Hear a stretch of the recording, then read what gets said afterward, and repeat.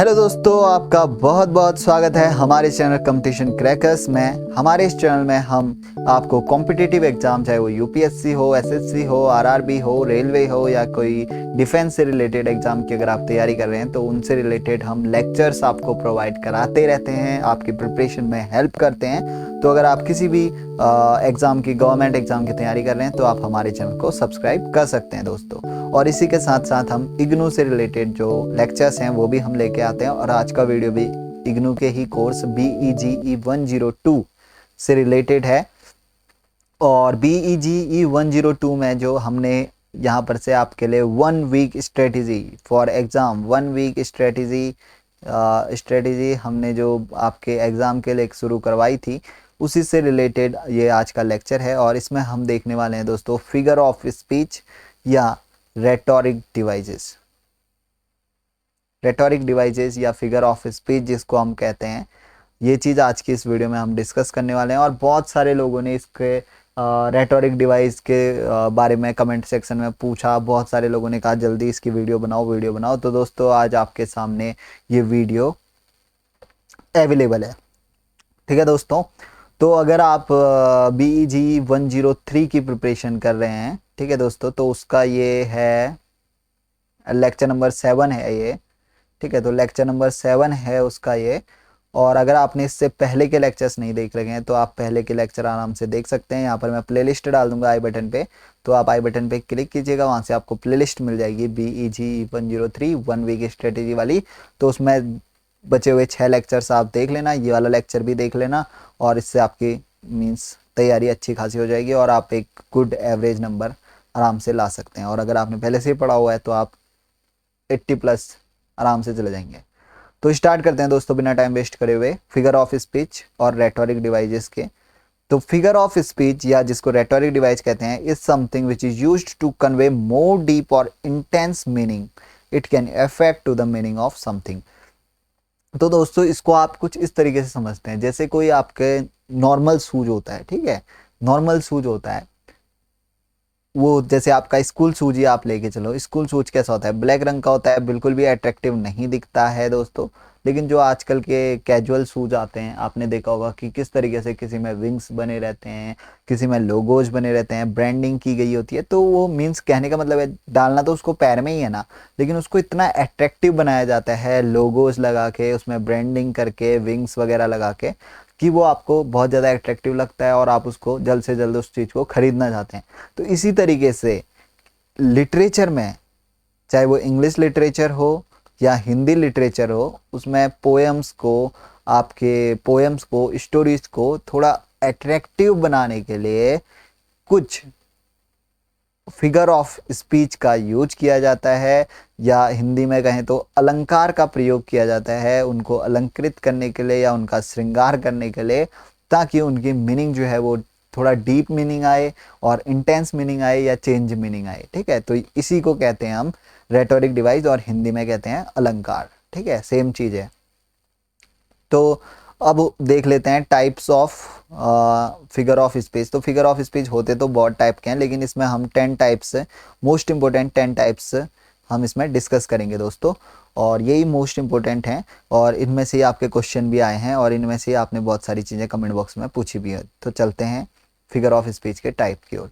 तो सबसे ज़्यादा पूछा हुआ सिमिली। सिमिली क्या चीज़ होती है? ठीक है, सिमिली तो ये एक फिगर ऑफ स्पीच होता है या रेटोरिक डिवाइस होता है, जिसमें कि हम कंपैरिजन करते हैं दो थिंग्स के बीच, जो कि यूजिंग वर्ड लाइक और एज फॉर लाइक सो। तो इन वर्ड्स का यूज करके हम चीज़ों के बीच कंपेयर करते हैं, दो डिसिमिलर चीज़ों के बीच कंपेयर करते हैं। जैसे his brain is as sharp as knife. अब ब्रेन अलग चीज़ है, नाइफ अलग चीज़ है, लेकिन इन दोनों के बीच सिमिलरिटी हो रही है कि ब्रेन कैसा है, नाइफ की तरह है।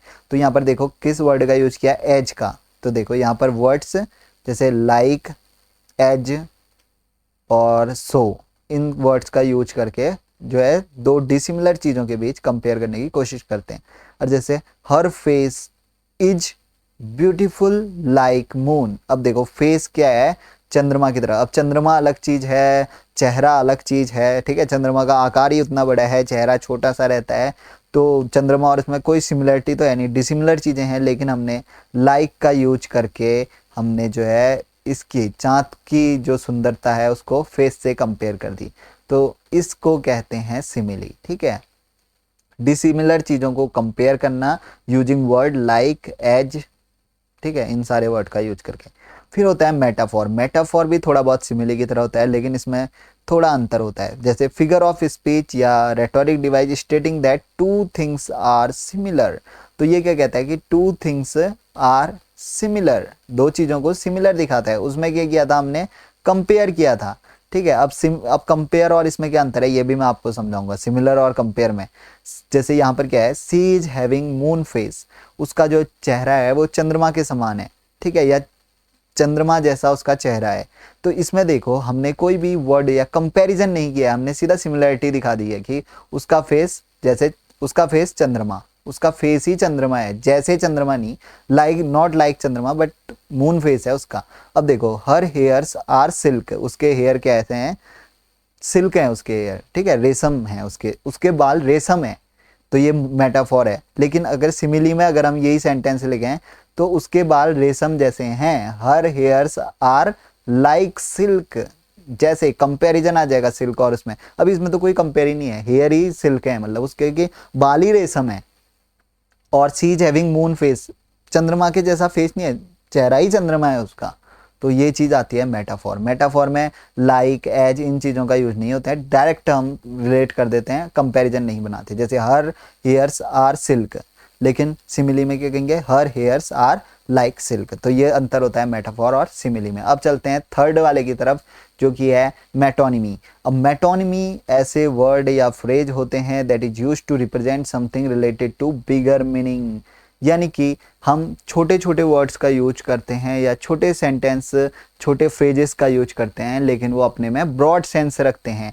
जैसे अब किस तरीके से, इसका एग्जांपल देखो, गिव मी अ हैंड। अब जैसे हम कहते हैं कि गिव मी अ हैंड, इसका मतलब क्या है कि अपना हाथ दो। अब हाथ, अब ये ऐसा नहीं कि अपना हाथ पकड़ के, अपना हाथ काट के अपना हाथ दो, नहीं।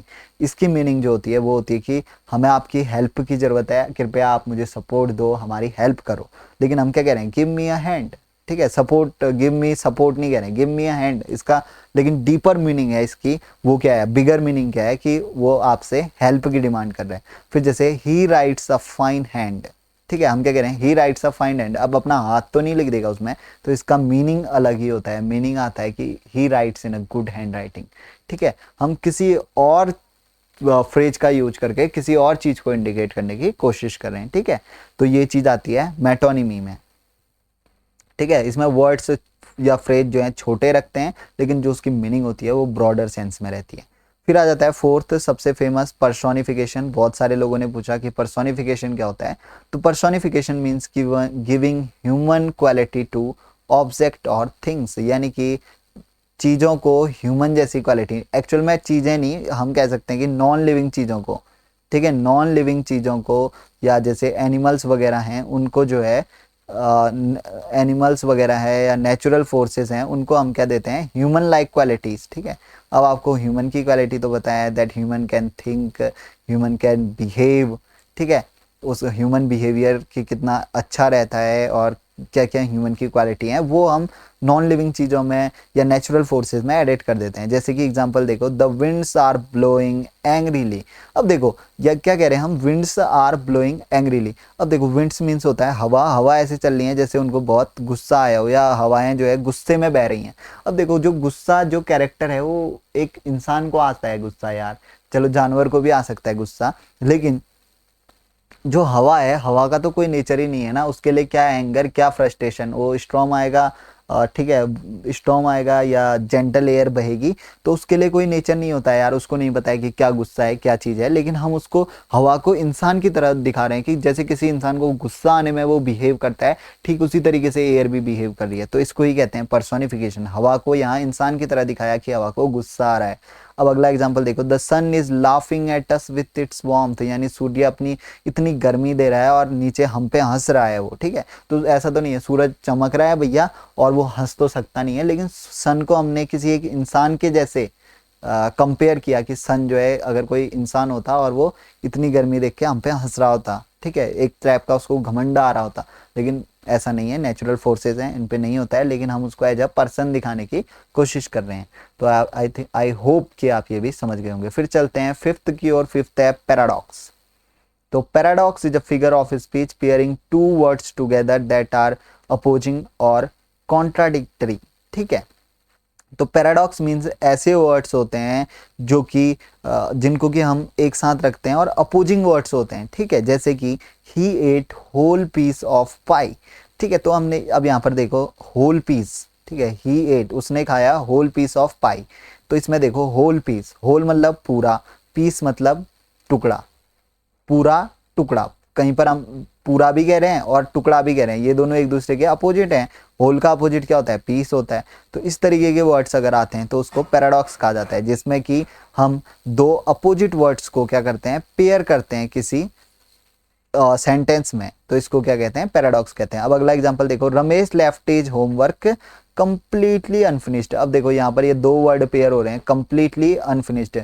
कंप्लीटली मतलब पूरा, एकदम पूर्ण कहते हैं, ठीक है, कंप्लीटली। अनफिनिश्ड मतलब अधूरा। ठीक है, ये दोनों एक दूसरे के क्या हैं? अपोजिट हैं। कंप्लीट का वो क्या होगा? अनफिनिश्ड या अनकंप्लीट होगा। तो हम कह रहे हैं कि कंप्लीटली भी कह रहे हैं, फिर अनफिनिश्ड भी। तो ये दो वर्ड यहाँ पर हम पेयर कर रहे हैं जो कि अपोजिट मीनिंग या अपोजिट सेंस रखते हैं। तो इस टाइप के जो है फिगर ऑफ स्पीच या इस टाइप के रेटोरिक डिवाइस को पैराडॉक्स कहते हैं। ठीक है, फिर अगले चलते हैं हम हाइपरबोल। तो देखो हाइपरबोल, अब हाइपरबोल क्या होता है? ये हाइपरबोल मीन्स क्या होता है? हाइपर मीन्स क्या होता है? हाइपर मीन्स बड़ा चढ़ा के, बढ़ा के, बोल मीन्स शब्द। ठीक है, शब्दों को अगर हम बड़ा चढ़ा के बोलते हैं किसी भी बात को, मीन्स हम अगर हम देखें तो इसमें फेंकू इंसान की बात कर देते हैं। ठीक है, फेंकू। ठीक है, फेंकू इंसान मीन्स जो बिना सोचे समझे, अरे ऐसा ऐसा हुआ था, मतलब कि एक चीज हुई होगी और 10 चीज हम बढ़ा के बोल देते हैं भाई। तो इस तरीके से अगर हम बनाते हैं तो हम कहते हैं कि ये हाइपरबोल है। जैसे कि मान लो कोई आदमी है, वो बाइक से टकरा गया, ठीक है, बाइक से टकरा गया, तो वो कहेगा कि यार मेरे को तो ये कुछ भी नहीं हुआ है, बाइक को ज़्यादा चोट आई है। ठीक है, या कार से टकरा गया, ये मुझे तो कुछ भी नहीं हुआ है, लेकिन कार को जो है मेरे से टकराने के बाद ज़्यादा चोट आ गई। तो ये हाइपरबोले हैं। ठीक है, और इसको हिंदी में कहते हैं अतिशयोक्ति, अतिशयोक्ति अलंकार। ठीक है, अब लिखना तो मुझे नहीं आता हिंदी में, अतिशयोक्ति अलंकार। ठीक है, यानी कि बड़ा चढ़ा के लिखना। जैसे अ वे ऑफ स्पीकिंग और writing that make something sound better, more exciting, more dangerous than really. जितना है उससे ज़्यादा अच्छा दिखाने की कोशिश करना, उसको ज़्यादा एक्साइटिंग बनाने की या ज़्यादा खतरनाक दिखाने की कोशिश करना। जैसे he is running faster than the wind. अब कोई दौड़ रहा है, अच्छा दौड़ता होगा, ठीक है, खासकर जो आर्मी वगैरह की तैयारी कर रहे हैं वो अच्छा दौड़ते हैं, बट हम ये नहीं कह सकते ना कि that he is running faster than wind. अब हवा से तेज कोई नहीं दौड़ सकता है। तो अगर हम ऐसे वर्ड का यूज करते हैं, it means hyperbole. Hyperbole rhetoric device या हाइपरबोल फिगर ऑफ स्पीच होगी अगर किसी सेंटेंस में अगर हम ये वाले वर्ड्स यूज करते हैं तो। फिर that man is as tall as house. अब घर जो है 10 फीट का तो नॉर्मल घर होता ही है यार, 10 फुट के घर के बराबर कोई थोड़ी होगा।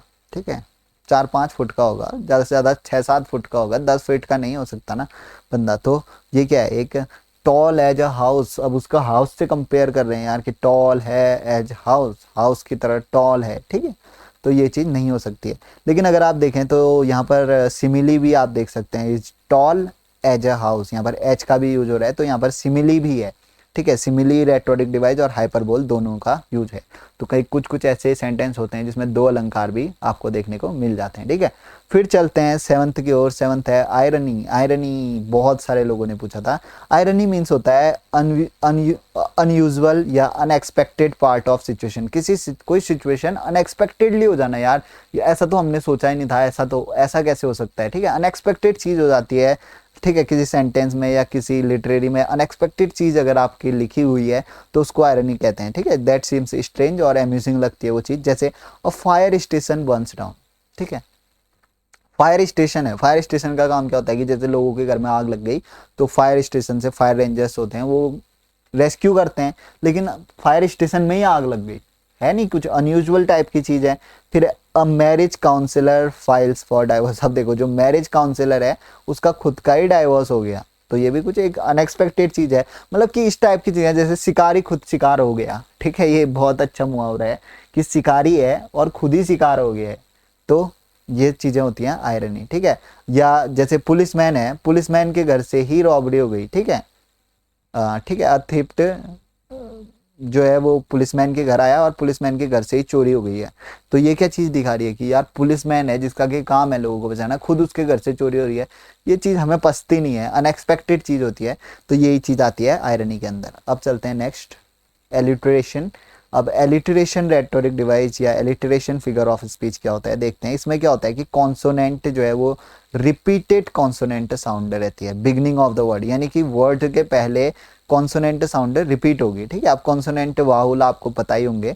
तो एग्जांपल आप देख सकते हैं, सिली, सैली, सैंग अ सिली समर सॉन्ग। तो आप देख सकते हैं एस जो है वो कॉन्सोनेंट है, और सिली में भी आ रहा है वो, सैली के पहले भी एस आ रहा है, सैंग के पहले भी एस आ रहा है, सिली फिर एस समर एस सॉन्ग। ठीक है, तो यहाँ पर एस जो है वो बार बार, एस वर्ड जो है वो बार बार रिपीट हो रहा है सेंटेंस में। तो ये क्या है, एलिट्रेशन है फिगर ऑफ स्पीच। फिर देखो picked pack of picked papers. तो यहाँ पर पी वर्ड की जो है वो बार बार क्या हो रही है, पुनरावृत्ति हो रही है। तो एक अलंकार भी होता है यार उसमें कि एक जैसे वर्ड आ रहे हैं, ठीक है, बार बार, जैसे कनक कनक तेज सौ, नहीं यार कनक कनक वाला नहीं, जो भी है अलंकार हिंदी वाले जानेंगे वो। ठीक है, तो ये आप देख सकते हैं, इसको एलिट्रेशन एलिट्रेशन कहते हैं, जिसमें कि कॉन्सोनेंट साउंड है बार बार रिपीट कर रहा है वर्ड के पहले। फिर चलते हैं अगला 9, PUN pun. A pun is a literary device that is also known as play on word, यानी कि शब्दों से खेलना। Pun involves word with similar और identical sound but different meaning. इसमें क्या करते हैं ना हम, मतलब कि कुछ और शब्द कहते हैं हम, लेकिन उसकी मीनिंग कुछ और रहती है। ठीक है, हम कुछ डीपर सेंस में बोलना चाहते हैं, हम शब्दों के साथ खेलना जब जानते हैं ना, तो उसको पन कहते हैं। जैसे her cat is near the computer to keep an eyes on the mouse. अब जैसे कोई बंदा है वो लगातार मीन्स कंप्यूटर में लगा हुआ है, चाहे गेम खेल रहा है, कुछ कर रहा है, तो ये वाला सेंटेंस हम यूज करते हैं कि उसकी बिल्ली कंप्यूटर के इतना पास है कि वो माउस को लगातार डिटेक्ट करती रह रही है। यानी कि वो, हम कहना चाहते हैं भाई लत लगी है बंदे को कंप्यूटर की। तो हम क्या कह रहे हैं, her cat is near the computer to keep an eye on the mouse. ठीक है, अलग सेंस में बोल रहे हैं ताकि उसको बुरा भी ना लगे और हमारा काम भी हो जाए, शब्दों से खेलना कहते हैं। जैसे अगला देखो, it's difficult for crabs to share because they are selfish. ठीक है, अब देखो जो क्रैब्स होती हैं, क्रैब्स क्रैब्स मीन्स होता है केकड़ा, केकड़े को सेलफिश होती है, सेल SHELL, सेल और फिश अलग चीज है। अब देखो यहाँ पर जो सेल्फिश है वो डबल मीनिंग रखती है। डबल मीनिंग कैसे रखती है, क्योंकि सेल्फिश मतलब स्वार्थी भी होता है, और यहाँ पर क्रैब्स के लिए उस यूज कर रहे हैं क्या, क्रैब्स के लिए हम यूज कर रहे हैं केक, मीन्स क्रैब्स के लिए, केकड़े के पास भी क्योंकि सेल होती हैं तो सेल्फिश है वो केकड़ा। ठीक है, तो इस तरीके से हम किसी इंसान के लिए भी यूज कर देते हैं, it's difficult for crabs to share because they are selfish. तो एक प्रकार से हम केकड़े को इंडिकेट कर रहे हैं, लेकिन हम किसी इंसान के लिए भी ये यूज करते हैं कि भाई तू शेयर नहीं कर रहा है क्योंकि तू सेल्फिश है। सेल्फिश मीन्स स्वार्थी है। तो डबल मीनिंग वर्ड्स जो होते हैं वो PUN पन में आ जाते हैं। तो आई होप कि आप समझ गए होंगे। कई लोग ऐसे ही छिल भी देते हैं, जिसको हम कहते हैं ना कि मजाक बना दी, यार क्या बोला, बंदे को समझ ही नहीं आया और उसकी मजाक बना के चल दिए। तो वो पन का यूज करके ही हम करते हैं। ऐसे ही मीन्स हम लिटरेरी डिवाइसेस में भी देखते हैं कि जो पोएट्स होते हैं कभी कभी मजाक बना के चल देते हैं और हमें वो चीज़ समझ नहीं आती है। ठीक है, तो ये कला काफ़ी अच्छी रहती है पोएट्स में या लेखककारों में। ठीक है, फिलोसफर्स में काफ़ी अच्छी रहती है कि वो छिल मतलब कि बेइज्जती भी कर देते हैं और हमें पता भी नहीं चलता।